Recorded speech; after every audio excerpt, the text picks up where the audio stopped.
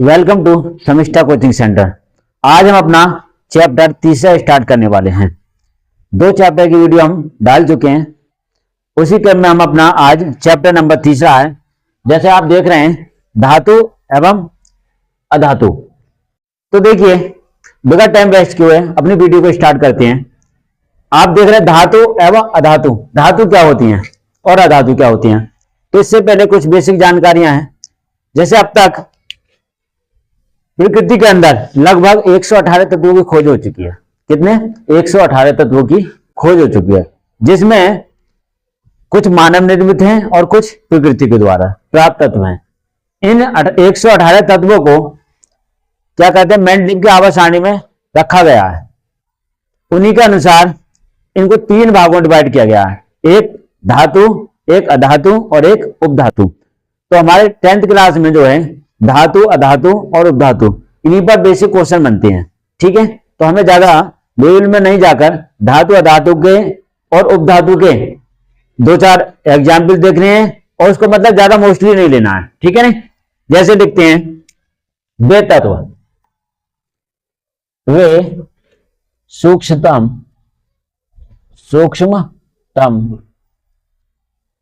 कण, सूक्ष्मतम कण जिनसे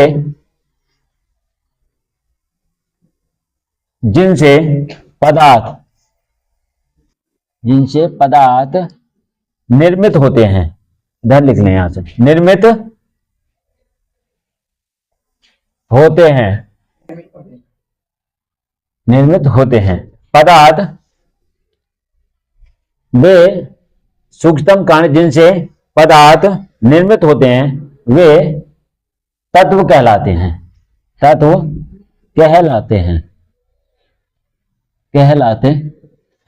ठीक है। अब तक लगभग 118 तत्वों की खोज हो चुकी है। ठीक है, कितने? 118 तत्वों की खोज हो चुकी है। इन्हीं 118 तत्वों को, इन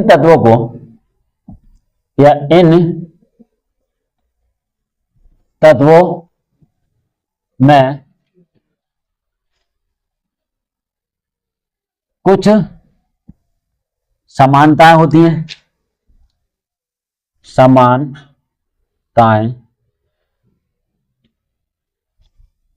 व असमानताएं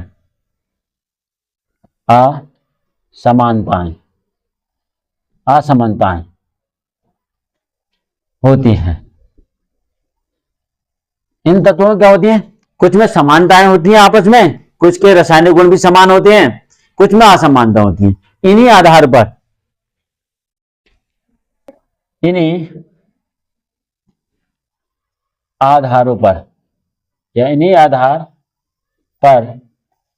इनको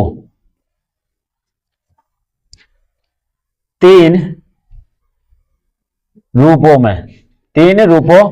में वर्गीकरण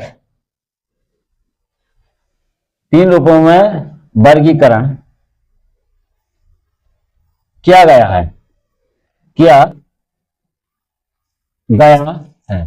कितने रूपों? 3 रूपों में वर्गीकरण किया गया है। नंबर 1 धातु,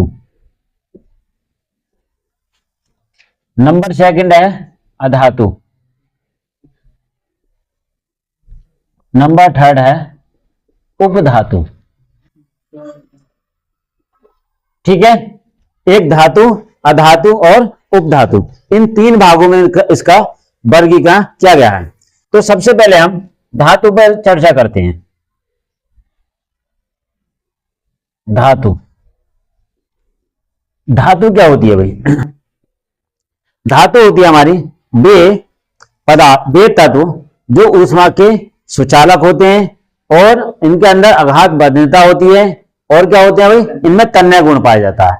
उनको हम क्या कहते हैं? धातु कह सकते हैं। या फिर दूसरे शब्दों में कहें तो इनके अंदर वे तत्व जो सामान्य अभिक्रिया के द्वारा इलेक्ट्रॉन का त्याग करते हैं, यह क्या कहते हैं, धनायन प्रवृत्ति बनाते हैं, उनको हम क्या कहते हैं, धातु कहते हैं। तो देखिए इसकी डेफिनेशन लिखते हैं, वे तत्व, वे तत्व या पदार्थ, वे तत्व या पदार्थ जो ऊष्मा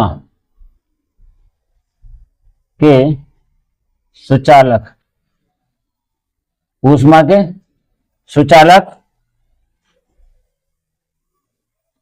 तथा आघात वर्धय, आघात वर्धय और तन्य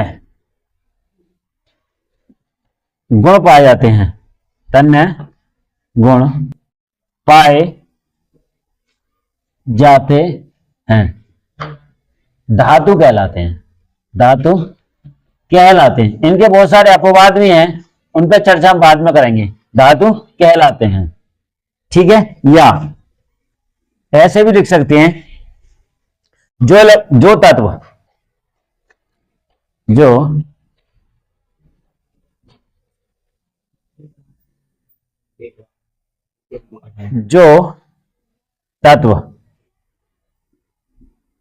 तत्व इलेक्ट्रॉन त्याग कर,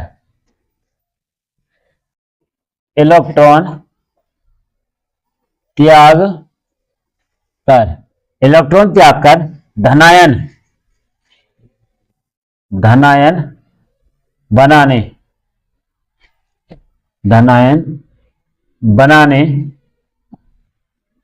की प्रवृत्ति रखते हैं,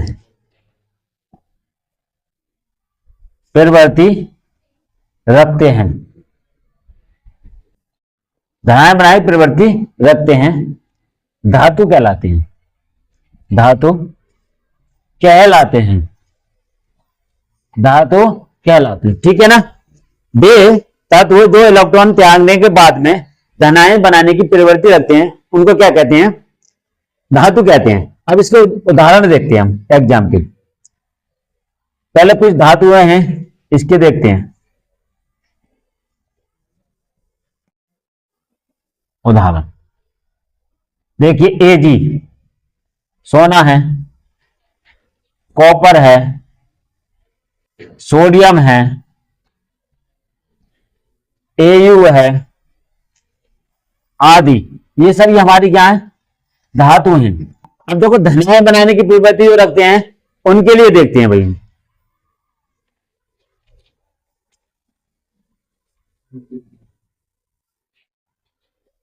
जैसे इसके धनायन बनाने के सोडियम है, सोडियम के लिए हम अभिक्रिया करें, दूसरा उदाहरण इसके इस डेफिनेशन के अनुसार उदाहरण, सोडियम है, इसकी अभिक्रिया करने पर ये एक इलेक्ट्रॉन हमारा त्यागेगा, ठीक है नहीं। और देख लेते हैं मैग्नीशियम के साथ, देख लें जैसे मैग्नीशियम, मैग्नीशियम तो ये कितने इलेक्ट्रॉन त्यागेगा, 2 इलेक्ट्रॉन। तो यही तो डेफिनेशन लिखी हमने, जो तत्व इलेक्ट्रॉन त्याग कर धनायन बनाने की प्रवृत्ति रखते हैं उनको क्या कहते हैं, धातु कहते हैं। तो देखिए एक इलेक्ट्रॉन त्यागे, एक से अधिक इलेक्ट्रॉन त्यागे, ठीक है नहीं। और दूसरी डेफिनेशन लिखी थी, वे तत्व या पदार्थ जो ऊष्मा के सुचालक तथा आघात वर्धक और तन्य गुण पाए जाते हैं उनको धातु कहते हैं। जैसे हमारा सोना है, चांदी है, सोडियम है। अब जैसे ये सोडियम है, ये हमारी मुलायम धातु होती है, इन पे चर्चा हम बाद में करेंगे, सही है नहीं। तो सबसे अच्छा एल्युमिनियम है हमारी धातु, ठीक है। ये क्या है, ऊष्मा की सबसे अच्छी चालक धातु कौन सी, चांदी है, एल्युमिनियम है, ये सब हमारी ऊष्मा की अच्छी चालक धातु है। इनके अंदर सोना है हमारा, इनके अंदर तन्यता गुण बहुत अच्छा पाया जाता है, ठीक है, नोट करिए इसको।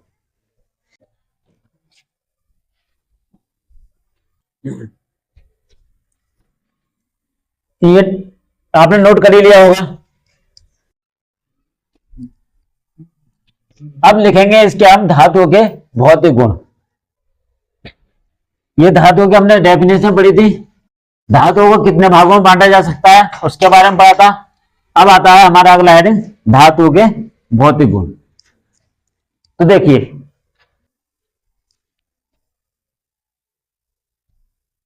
धातुओं के भौतिक गुण क्या है? धातुओं के भौतिक गुण। इसके निम्नलिखित भौतिक गुण होते हैं।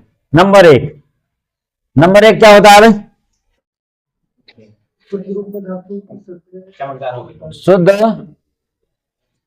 शुद्ध रूप में धातुएं, यह धातुओं, शुद्ध रूप में धातुओं की सतह, धातुओं की सतह चमकदार होती है, चमकदार होती है। ठीक है, पहली क्वालिटी क्या है इसके अंदर? जो शुद्ध रूप में जो धातु होंगी उनकी सतह जो होगी वो चमकदार होगी। ठीक है। दूसरा गुण, धातुएं, अधिकतर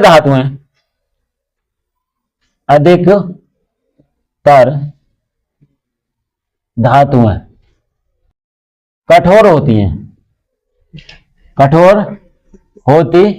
है। ठीक है, जैसे हमारा सोडियम है, जैसे सोडियम क्या है हमारी?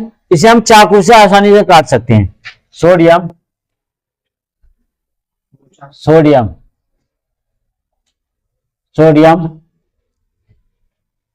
धातु को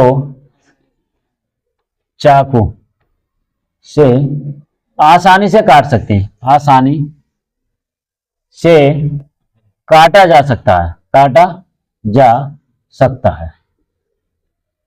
ठीक है। और अगला देखो भाई, अगला है तुम्हारा धातुएं आघातवर्धक होती हैं। धातुएं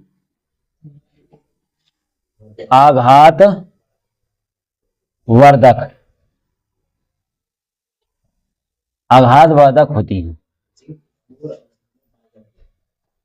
क्या होती है भाई? आघातवर्धक होती हैं। इनको हम जो है अगर पीटेंगे तो ये टूटेंगी नहीं, ये जो है फैल जाएंगी। लेकिन इसका एक अपवाद है, क्या? जिंक, Zn,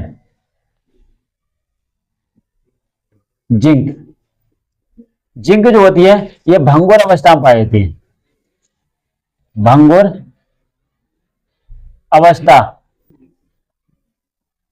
अवस्था में होती है। भंगुर अवस्था का मतलब अगर इसे पीटेंगे तो टूट जाएगी। सही है नहीं? तो इसके कुछ अपवाद भी हैं। नंबर 4 आता है हमारा, धातुएं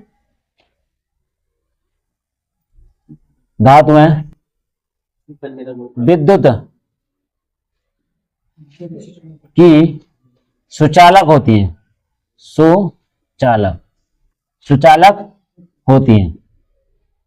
देखिए सबसे अच्छी चालक धातु होती हैं तो हम उनके लिए एक क्रम में लिख देते हैं। जैसे चांदी हमारी सबसे अच्छी चालक धातु है, चांदी के बाद आता है कॉपर, तो इसका क्रम बनता है हमारा Cu, Ag।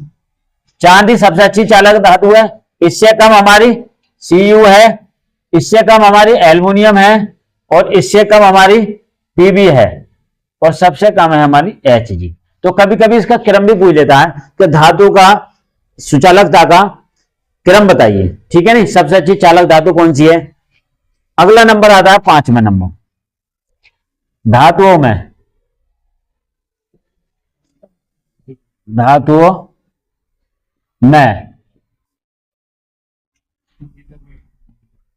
तन्यता गुण पाया जाता है। सबसे अधिक किसमें पाया जाएगा भाई? सोने के अंदर। सोने में जैसे 1 ग्राम सोने में लगभग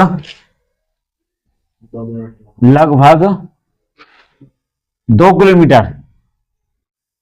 किलोमीटर लंबा तार खींचा जा सकता है।